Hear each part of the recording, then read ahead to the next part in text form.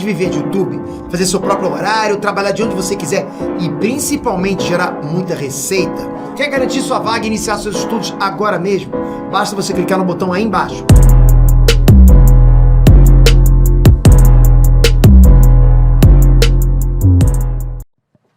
Você tá ligado o quão blindada a minha cabeça tá com dinheiro? Eu fico feliz em ter uma geladeira, cara. Eu não preciso ter uma Ferrari, eu não preciso ter uma Porsche. A minha alegria é ter uma geladeira. Tu acha que só quem consegue, tipo, atingir um nível alto é quem já se fudeu muito na vida? Tu acha que um cara, tipo, que nasceu já não... Tipo assim, talvez tu atingiu esse nível alto e tu tem essa blindagem porque tu já teve uma escassez de, pô, não poder comprar granola, de não poder ter um whey, de ser um fudido, de usar uma caixa de Skol na cabeça pra apresentar um trabalho. Tu acha que, tipo, sei lá, o mesmo tanto que tu vai pra um fundo do poço te joga pra cima, assim, tu acha que uma pessoa que tá no meio não... É uma opinião pessoal, né? Não sei nem se é neurocientífica. Tem uma coisa na neurociência que é um conceito chamado de inoculação ao estresse. Você sabe o que é inoculação? Não. Inoculação, cara, é o processo realizado para formar uma vacina. Obrigado. Então você inocula o vírus, isto é, você desativa o vírus, quebra ele em várias partes e injeta na pessoa um vírus para você que o seu sistema imunológico crie resposta e proteção subsequente a outras exposições daquele vírus. Perfeito? Isso é uma vacina, né? Você se infecta antes, positivamente, para depois você criar resposta e proteção no futuro. Hoje, avançados estudos em neurociência feitos com primatas não humanos, como por exemplo chimpanzés, mostram que você consegue se vacinar contra o estresse. Sendo submetido a situações... Mas como é que inoculam o estresse? Não, você consegue se submeter a pequenos estressores durante a sua vida. Quando eu fui sistematicamente na graduação falar em público, mesmo com medo e ficando estressado, eu estava me vacinando contra estressores de falar em público subsequente. Então hoje é como se você me bota a falar em público, eu tô vacinado, cara. O meu cérebro aprendeu a lidar com aquilo. Eu não tenho mais problema. Então você consegue se submeter, você consegue se vacinar contra estresse.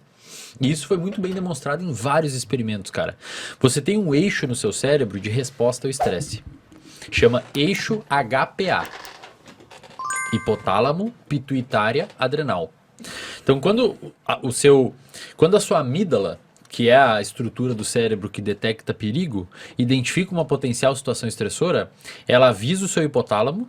O hipotálamo libera um hormônio chamado CRH, é um mensageiro químico, que é o hormônio corticotrófico. Esse hormônio vai até a sua pituitária, a sua hipófise, e lá na pituitária vai sinalizar a liberação de ACTH, que é o hormônio adrenocorticotrófico. Esse hormônio cai na sua corrente sanguínea e vai até a sua glândula suprarrenal, que fica acima dos seus rins, e manda liberar cortisol e adrenalina, que são os hormônios, os substâncias do Aí estresse. é o luta ou fuga. Resposta de luta ou fuga. Aí, essa liberação de adrenalina e de cortisol, porque teoricamente o nosso sistema de estresse evoluiu para lidar com situações perigosas pra caceta, tipo um leão te atacando, uma cobra te atacando. Então essa resposta ao estresse vai determinar o que o Walter Cannon, um fisiologista, chamou de resposta de luta ou fuga. Então, entra um leão aqui agora, entrou um leão na porta. Ou você vai pra cima dele ou você foge, você não vai ficar parado. É luta ou fuga, ou você quebra ele e tenta fazer alguma coisa. Você quebra essa garrafa de vidro. Ou você sai vazado, tá ligado? O seu organismo, ele se prepara para essa resposta, gerando estresse. Então a galera acha que estresse é ruim. Cara, estresse é bom pra caralho. Só que não pode ser crônico.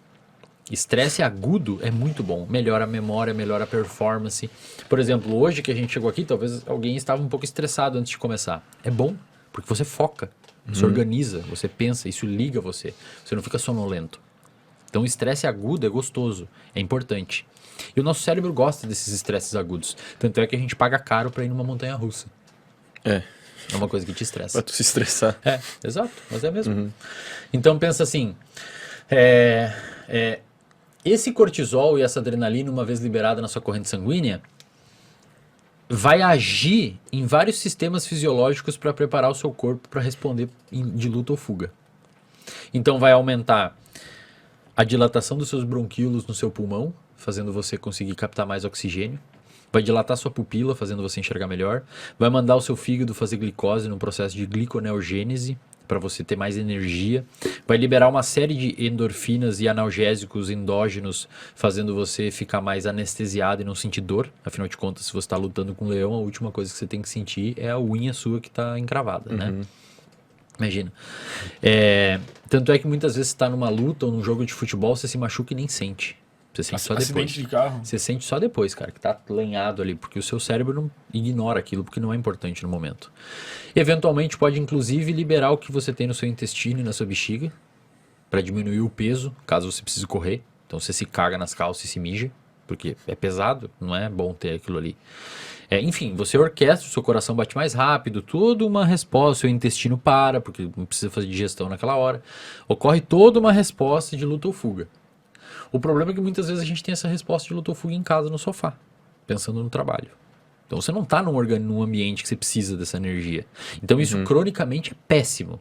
Predispõe à depressão. O que hoje os pesquisadores mostraram? Isso em primatas e também já foi demonstrado em humanos. De uma forma menos fisiológica, mas existe um correlato óbvio porque, cara, os primatas nós somos primatas, né?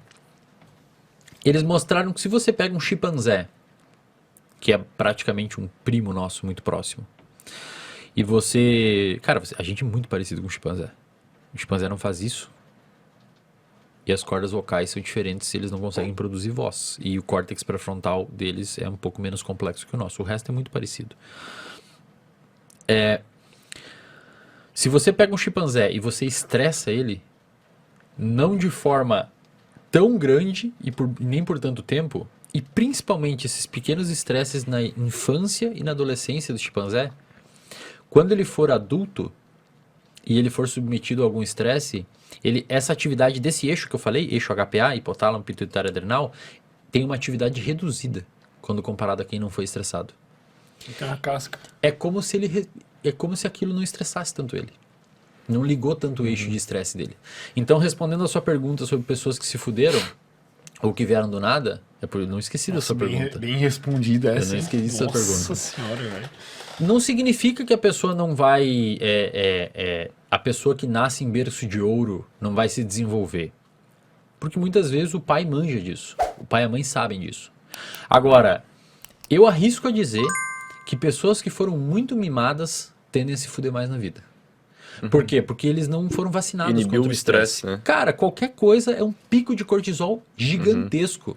É reprovar numa prova, a pessoa se afunda. É a pessoa receber um não no trabalho, a pessoa se afunda. Isso tem a ver com o limiar de percepção de esforço? Tem a ver com o limiar de percepção de esforço. A pessoa ela se transforma numa pessoa... Eu particularmente criei um termo, eu nunca ouvi esse termo por aí, eu criei, que chama mimado dopaminérgico. É uma pessoa que, cara, ela quer uma recompensa rápida, aqui e agora. Ela não consegue sustentar uma atividade para obter uma recompensa no futuro. Então é aquela pessoa que não consegue treinar, não consegue fazer dieta, não consegue estudar.